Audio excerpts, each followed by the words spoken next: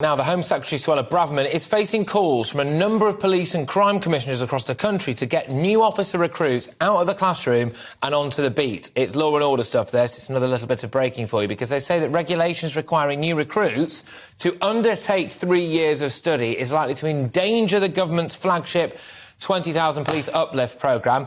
In case you've been living on the moon with your fingers on your ears, basically, to be fair, the Tories did cut 20,000 police officers and now they're desperately trying to recruit 20,000 police officers. So there we go. The letter sent to her by police and crime commissioners comes as she addressed them face-to-face at a conference within the last hour. Home Sec Braverman addressed police chiefs. This is what she had to say. We've recruited more than 50,000 additional officers, so we are well on the way to 20,000. I've met some of these new officers, and it's great to see their enthusiasm for their new careers, some not far from here, in the Safer Neighbourhood team within the Met. The College of Policing has been working hard to raise the standards of initial entry and ensure that officers are equipped to meet the challenges of policing today. And we know that to build public confidence, we must draw from the widest pool of talent across all sections of society. OK, there we go. That was Suella Braverman there. Now, this is an issue. Oh, we're hitting all the key issues today right here, aren't we, on GBNews, because we've got that breaking nurses strike, and now we've got another issue that's massively close to your heart, which is law and order, specifically the breakdown of and why this is happening. Could this be a solution to get more bobbies on the beat?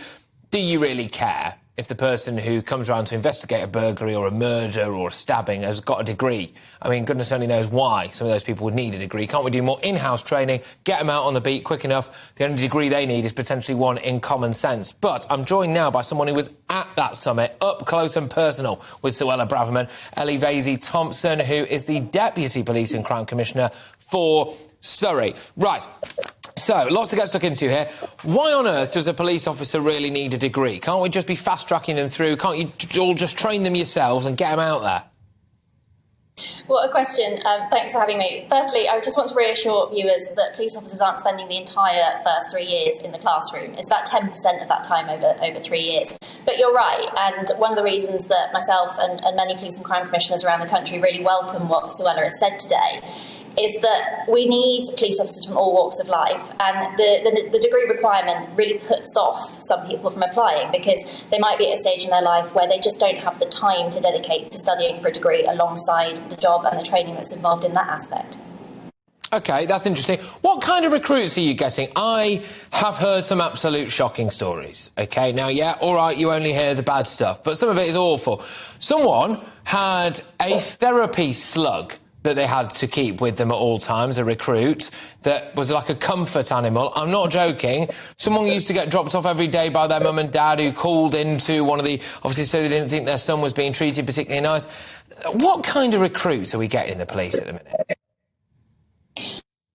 As you said, you hear the bad stories. I mean, I've heard a few myself, and I think a lot of it is speculation. I don't find slugs particularly therapeutic myself, so I'm going to avoid the therapy slug.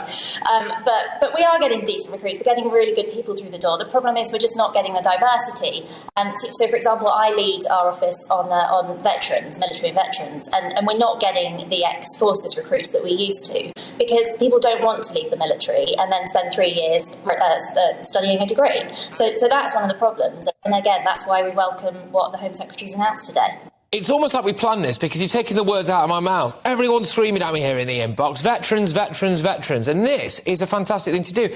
It kills two birds with one stone, for want of a better phrase, because a lot of veterans struggle anyway when they come out of the military. This would be a good way of putting them to good use. Also, one would imagine they'd be incredibly qualified and they won't take any utter nonsense or be scared when someone, on the streets of Camden pulls out a knife or whatever. So, why aren't we just really going after the veterans community and getting them on board?